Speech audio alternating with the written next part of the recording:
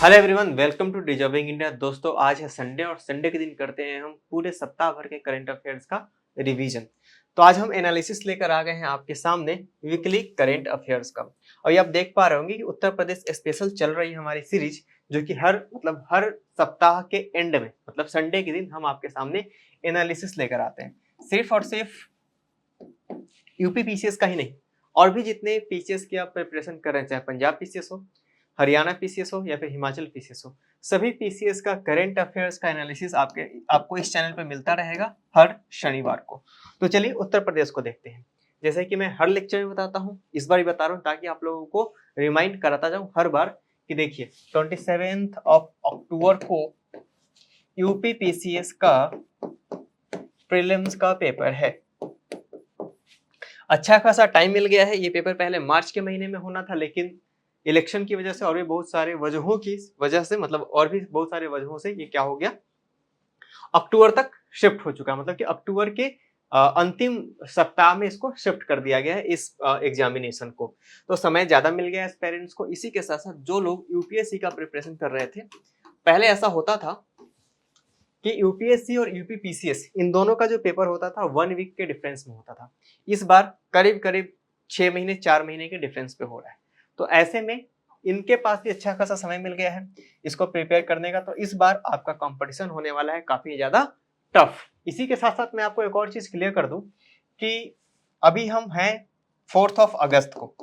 आज मतलब कि अगस्त का जो फर्स्ट वीक है वो भी लगभग निकल चुका है। अब आपके पास बचा है अगस्त में 3 सप्ताह, सितंबर में 4 सप्ताह और अक्टूबर में 3 सप्ताह ही लेकर हम चलेंगे, क्योंकि आखिरी में तो एग्जामिनेशन है और आखिरी के सप्ताह में आपको ट्रैवलिंग में भी समय लग जाता है, क्योंकि यूपी पीसीएस काफी ज्यादा बड़ा प्रदेश है और आपको कहीं से भी सेंटर दिया जा सकता है। तो मतलब 2 दिन जो है आखिरी के, वो तो 25 और 26 ये मान के चलिए रिजर्व है।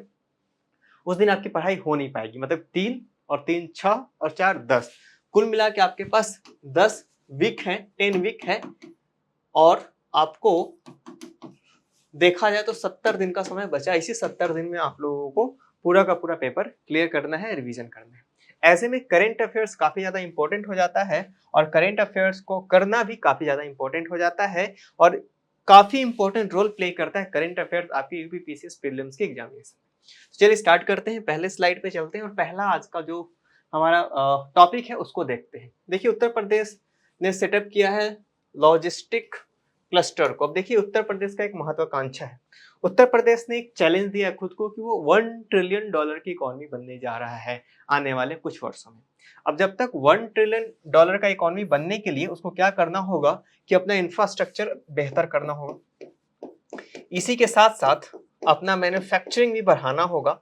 जब तक ये दो चीजें नहीं होंगी तब तक ये $1 ट्रिलियन का इकोनॉमी नहीं बनेगा। इसीलिए इसने लॉजिस्टिक क्लस्टर को सेटअप करने का निर्णय लिया है। लॉजिस्टिक मतलब कि कार्गो जो एक प्लेस से दूसरे प्लेस तक ट्रांसपोर्टेशन होता है उसको हम लॉजिस्टिक बोलते हैं। देखिए Uttar Pradesh government has initiated the establishment of 33 integrated manufacturing and logistic clusters along expressways in 30 districts. मतलब कि जितने भी लॉजिस्टिक सेंटर्स बनेंगे उनको एक्सप्रेसवे के माध्यम से कनेक्ट कर दिया जाएगा।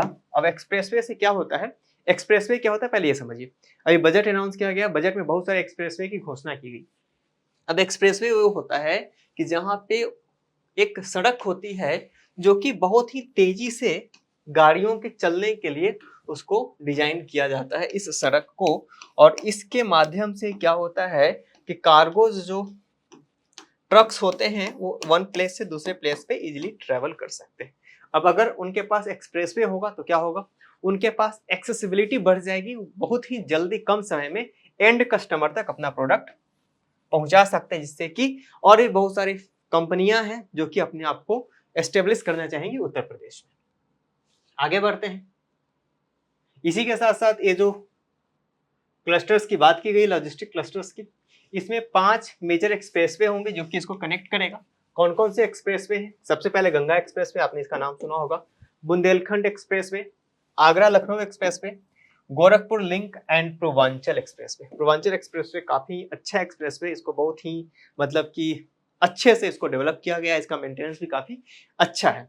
इसी के साथ साथ आप देख पा रहे होंगे कहाँ कहाँ डेवलप किया जाएगा।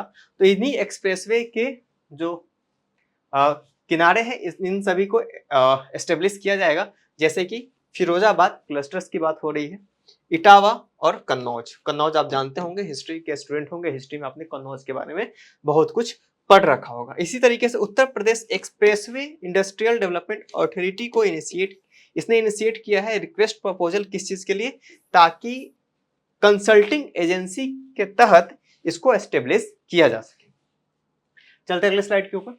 यहाँ पे हम पढ़ेंगे दूसरे न्यूज को कि credit flow to startups and rural enterprises. इसको भी फिर से हम लिंक करेंगे उत्तर प्रदेश को उस महत्वाकांक्षा को कि वो $1 ट्रिलियन का इकोनॉमी बनने का अपने एक महत्वाकांक्षा रख रखा है। तो स्टार्टअप्स ही होंगे जो कि उसका $1 ट्रिलियन का इकोनॉमी बनने के पीछे का एक बहुत ही मजबूत पहिया के तौर पर काम करेगा। Uttar Pradesh government has eased institutional credit flow to startups and rural enterprises to provide financial assistance and generate self-employment opportunities for the youth। ऐसा बोला गया है कि भाई इस क्रेडिट जो स्कीम है, क्रेडिट फ्लो है, उसके लिए स्टार्टअप्स बहुत ज़्यादा आगे आएंगे और रूरल इंटरप्राइजेस पे काम किया जाएगा। स्टार्टअप्स उन चीज़ों पे काम करेंगे जो कि रूरल डेवलपमेंट में पार्टिसिपेट कर सकते हैं। या तो फूड प्रोसेसिंग हो, फूड प्रोसेसिंग आपको पता है, अगर इस क्षेत्र में स्टार्टअप खुलता है तो जो किसानों की जो आय है वो बढ़ सकती है। इसी के साथ साथ वेस्ट मैनेजमेंट में स्टार्टअप की बहुत सख्त जरूरत है। इसी के साथ साथ अगर मैं आपसे बात करूं तो ड्रोन से क्या हो सकता है कि किसानों को बहुत सारी सहायताएं मुहैया कराई जा सकती है।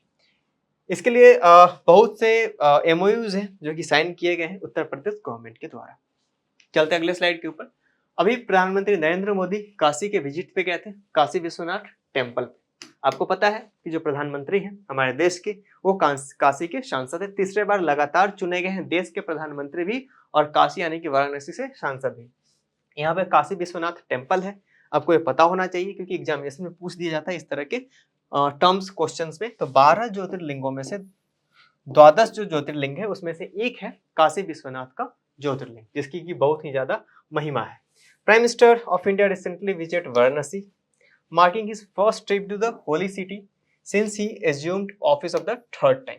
तीसरी बार जब इन्होंने प्रधानमंत्री पद की शपथ ली।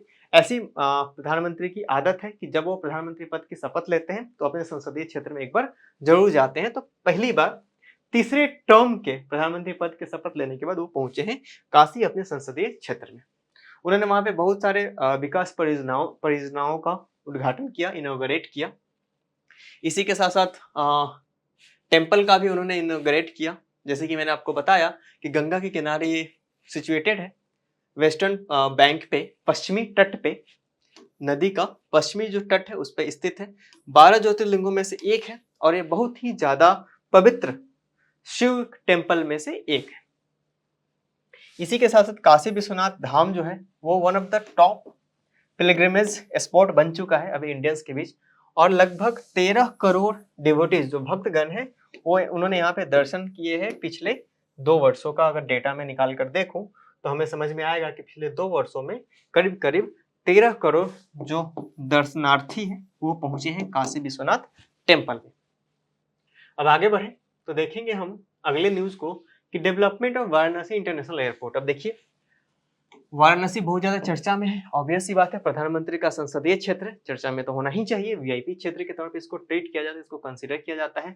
तो वहां पे एक डेवलपमेंट प्लान की तरह कॉम्प्रिहेंसिव डेवलपमेंट प्लान अप्रूव किया गया है यूनियन कैबिनेट के द्वारा कि लाल बहादुर शास्त्री इंटरनेशनल एयरपोर्ट जो कि वाराणसी में है उसको प्रोजेक्ट दिया गया है, मतलब उसके लिए बजट बनाया गया है 2869 करोड़ रुपीस का, मतलब 2900 करोड़ 3000 करोड़ रुपए का उनको दिया गया है कि आप इस पैसे का इस्तेमाल कर सकते हैं काशी जो वाराणसी एयरपोर्ट है लाल बहादुर शास्त्री इंटरनेशनल एयरपोर्ट उसके विकास के लिए। कौन है भाई इसके लिए रिस्पॉन्सिबल एजेंसी? तो AAI। इस तरह के क्वेश्चन से पूछे जाते हैं, एयरपोर्ट्स अथॉरिटी ऑफ इंडिया, आप याद रखेंगे इस नाम को। तो इसको जिम्मेवारी दी गई है कि इस एयरपोर्ट का जो आप सौंदर्यीकरण है और इसमें जो फैसिलिटीज है आप इसको कैसे इनहेंस कर सकते हैं, और ऑब्वियस सी बात है AAI ही रिस्पॉन्सिबल होता है इन सारी चीजों के लिए। Agricultural startups with e commerce platforms, अभी मैंने बताया था आपको कि रूरल डेवलपमेंट में काफी ज्यादा फोकस है उत्तर प्रदेश गवर्नमेंट का। तो the Uttar Pradesh government has planning to connect the state's agricultural commodity startups with the central government promoted e-commerce platform like ONDC। आपको पता है कि open network for digital commerce करके एक प्लेटफॉर्म बनाया गया सेंट्रल गवर्नमेंट के द्वारा ONDC, जो कि स्टार्टअप के तौर पे काम करेगा, एंड ई नाम नेशनल एग्रीकल्चर मार्केट, ताकि जो फार्मर्स हैं अपने प्रोड्यूस को डायरेक्ट मार्केट के साथ कनेक्ट कर सके। ये पूरा का पूरा फ्लो बनाया गया उत्तर प्रदेश के गवर्नमेंट के द्वारा। ये पूरा लेक्चर था जिसमें कि हम लोगों ने वीकली करंट अफेयर्स की जो हमारा सीरीज है उसकी एक कड़ी को देखा। आज के लेक्चर में फिलहाल इतना ही, अब मिलेंगे नेक्स्ट लेक्चर में। Thank you very much.